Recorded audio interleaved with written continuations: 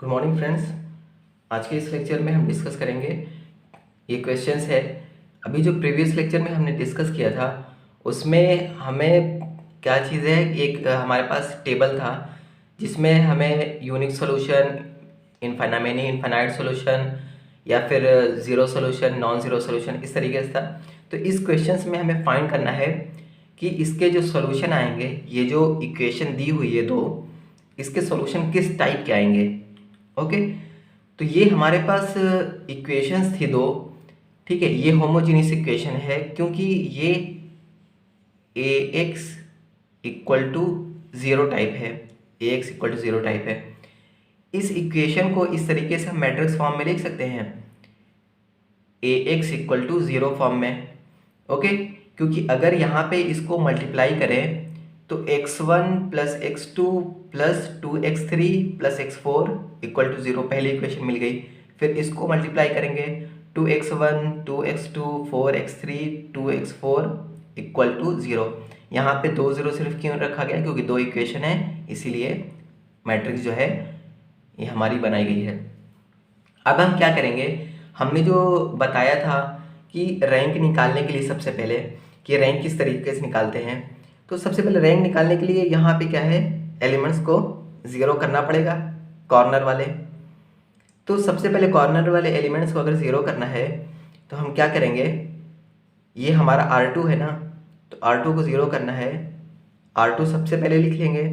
Okay, minus R2 के बाद हम जिस इक्वेशन से सब्ट्रैक्ट कर रहे हैं उसकी इक्वेशन को लिखेंगे।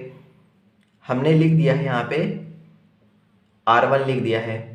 ओके, R2 है 2 और R1 है 1। R2 माइनस R1 कितना आएगा, 2 माइनस 1 1 आएगा, बट हमें ज़ीरो करना है। तो 2 माइनस 1 1 आ रहा है, अगर हमें ज़ीरो करना है तो 2 माइनस 2 होना चाहिए, मतलब यहाँ पे 2 मल्टीप्लाई होना चाहिए। अगर 2 मल्टीप्लाई हुआ तो ये हमारा यहाँ पे ज़ीरो आ जाएगा। ओके, तो अब हम क्या करेंगे, यहाँ पे इक्वेशंस लिखेंगे। यहाँ पे 1 1 2 1। इसके बाद R2 की हमें यहाँ पे सब्ट्रैक्ट करना है, तो यहाँ पे क्या होगा, ज़ीरो होगा। यहाँ पे भी क्या होगा, ज़ीरो होगा। 2 minus 2 times 1 zero, 4 minus 2 into 2 zero, 2 minus 2 zero. Okay, उसके बाद x1 x2 x3 x4 equal to zero zero. Okay, नीचे की एक रो हमारे पास फुल ज़ीरो आ गई है। ओके, तो अगर ये फुल ज़ीरो हो गई तो रैंक हमारी कितनी होगी, रैंक हमारी क्या हो जाएगी, 1 हो जाएगी, क्योंकि ये यहाँ पे हमारे पास दो रो है, दो रो में से एक रो जो है हमारी टोटल उसके सारे एलिमेंट ज़ीरो हो गए हैं। तो जितने रो हमारे पास बचती है जिसमें उसके एलिमेंट नॉन ज़ीरो होते हैं वही हमारी रैंक कहलाती है। तो इसमें नॉन ज़ीरो एलिमेंट्स हैं तो हमारी रैंक कितनी हो जाएगी, 1। ओके, उसके बाद नंबर ऑफ़ वेरिएबल्स कितने हैं, यहाँ पे number of variables, number of variables ये हमारे हैं x1 x2 x3 x4, 4 number of variables हमारे पास हैं। ओके, तो 4 नंबर ऑफ वेरिएबल्स है। अगर हमें फ्री वेरिएबल्स निकालने हैं, फ्री वेरिएबल्स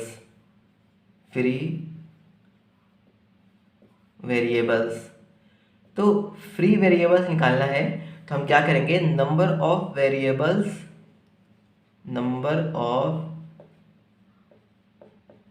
वेरिएबल्स माइनस में रैंक। ओके, वेरिएबल्स हमारे पास जो है उसको लिखेंगे, माइनस में रैंक कर देंगे, तो क्या होगा, हमारे पास फ्री वेरिएबल हमें मिल जाएंगे, क्योंकि उतने वेरिएबल फ्री हैं। यहाँ पे क्या है, नंबर ऑफ वेरिएबल्स 4 हैं, और रैंक कितनी है, 1 है। तो यहाँ पे कितना आएगा, फ्री वेरिएबल 3, मतलब सिर्फ हमारे एक वेरिएबल यूज़ हो रहे हैं, बाकी फ्री वेरिएबल्स हैं 3। ओके, तो हमारे पास अगर कभी फ्री वेरिएबल्स पूछेंगे तो number of variables minus rank करेंगे तो फ्री वेरिएबल्स मिल जाएंगे। ओके, अब हमारे पास इक्वेशन जो है, इक्वेशन हमारे पास सिर्फ फर्स्ट बच रही है। The equation is x1 plus x2 plus 2x3 plus x4 equal to 0। क्योंकि ये जो हमारी सेकेंड इक्वेशन है वो तो 0 हो गई है, सिर्फ एक इक्वेशन हमारे पास बच रही है, तो उस इक्वेशन को हमने लिख लिया है। ये इक्वेशन नंबर हमने फर्स्ट कर दिया यहाँ पे। अब हम क्या करेंगे, let x1 equal to k1। Okay, x1 equal to k1, x2 equal to k2 और x3 इक्वल टू k3, ये हम एज्यूम कर लेंगे। ओके, तो उसमें क्या होगा कि ये जो हमारे वेरिएबल्स थे ये बेसिकली k1 x1 की जगह k1 हमने लिख लिया है, x2 की जगह k2, x3 की जगह k3, तो हमें यहाँ से फिर x4 मिल जाएगा k1 k2 k3 के टर्म्स में। ओके, तो यहाँ पे हम x1 x2 x3 की वैल्यू पुट करेंगे तो क्या आएगी, k1 plus k2 plus 2k3 plus x4 equal to 0। x4 कितना हमारे पास आ जाएगा, x4 आएगा -k1 minus k2 minus 2k3, ये हमारे पास क्या आ जाएगा, x4 की वैल्यू। ओके, अब हम क्या करेंगे, x1 x2 x3 x4 है हमारे पास, तो इससे हम एक मैट्रिक्स बनाएंगे, देन हमें पता चलेगा कि इसके सॉल्यूशन किस टाइप के होंगे। सबसे पहले क्या होगा, जो रैंक यहाँ से निकलेगी उसमें जो इक्वेशन बचेगी उसके हिसाब से हम ये इक्वेशन लिखेंगे, उसके बाद से अजम्पशन लेंगे कि x1 x2 x3 कितना हमें ये हमारे पास k1 k2 k3 लिखना है। उसके बाद क्या करेंगे, वहाँ से लिखने के बाद x4 की वैल्यू हमने फाइंड कर ली है। अब हम मैट्रिक्स बनाएंगे और मैट्रिक्स के थ्रू हम बताएंगे कि इसके सॉल्यूशन किस टाइप के होंगे। तो सबसे पहले क्या करेंगे, यहाँ पे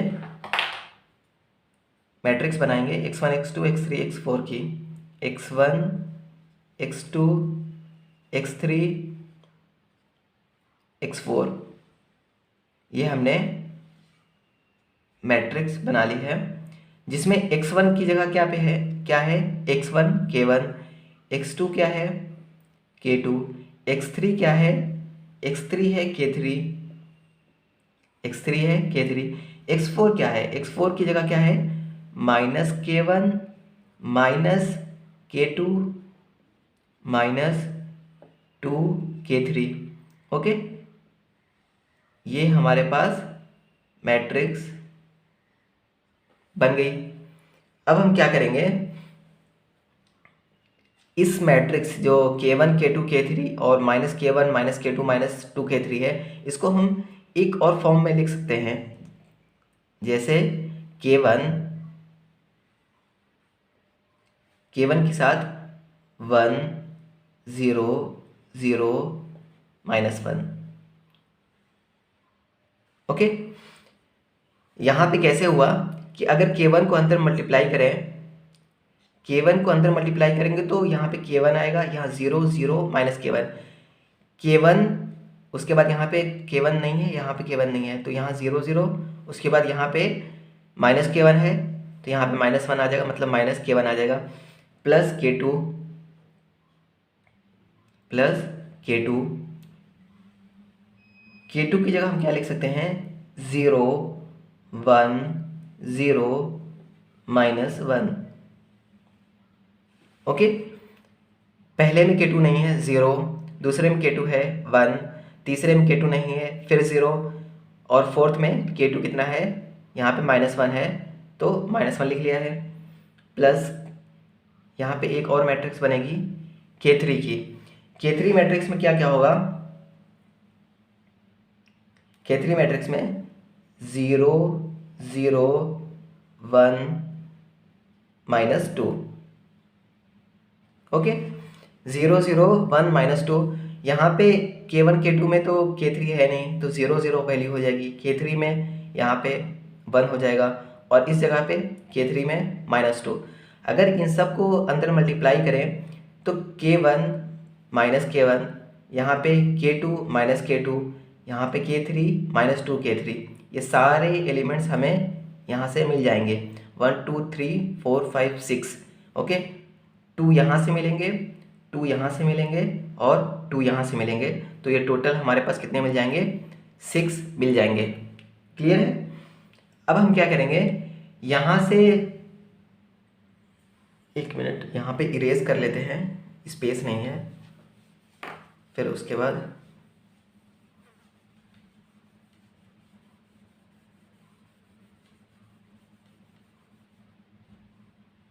अब क्या है कि यहाँ पे जो K1 K2 K3 है उसकी हम डिफरेंट वैल्यूज़ पुट करेंगे।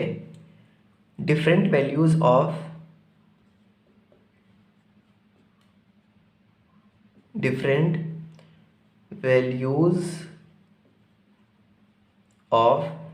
K1 K2 K1 K2 and K3। Okay, अगर हम K1 K2 K3 की यहाँ पे डिफरेंट वैल्यूज़ अगर पुट करते जाएं, ओके, तो उसके बाद क्या होगा कि हम x1 x2 x3 x4 की डिफरेंट वैल्यूज़ हमें मिलेंगी। जैसे अगर K1 की वैल्यू 1 रख दी जाए, K2 की समथिंग 2, K3 की 3, तो यहाँ पे K1 की 1 2 3, तो क्या होगा, x1 की वैल्यू डिफरेंट मिलेगी, x2 की वैल्यू डिफरेंट, x3 की वैल्यू डिफरेंट, x4 की वैल्यू डिफरेंट।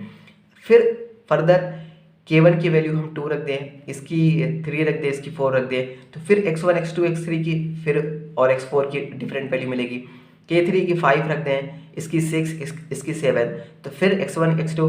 तो मतलब हम जितनी भी वैल्यू अलग अलग पुट करते जाएंगे उसके हिसाब से x1 x2 x3 x4 की वैल्यू चेंज होती जाएगी।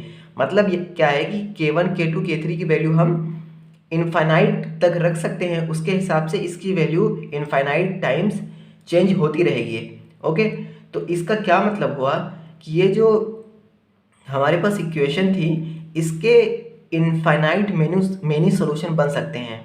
ओके, जैसे जैसे हम K1 K2 K3 की वैल्यू चेंज करते जाएंगे उसके अकॉर्डिंग ये सारे सॉल्यूशन देते जाएंगे, जितना हम चेंज करेंगे उसके हिसाब से। मतलब इनफाइनाइट अगर हम चेंज करते हैं तो इनफाइनाइट मेनी सॉल्यूशन हमें यहाँ से मिलेगा।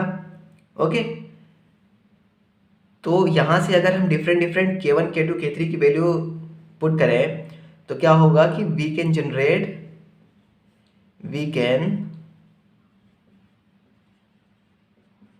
generate many solutions,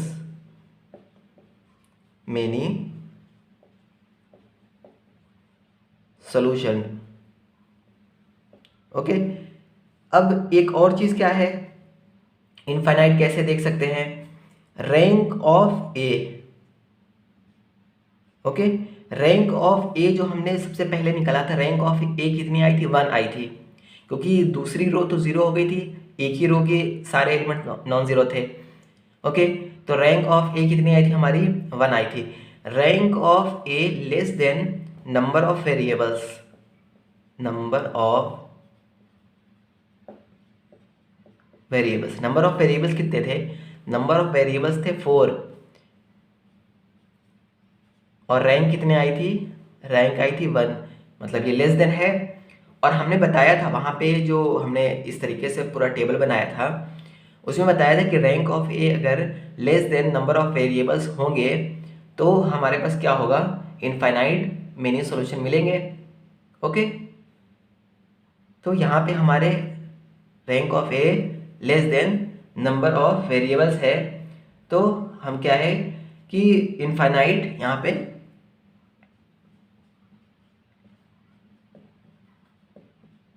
infinite many solutions,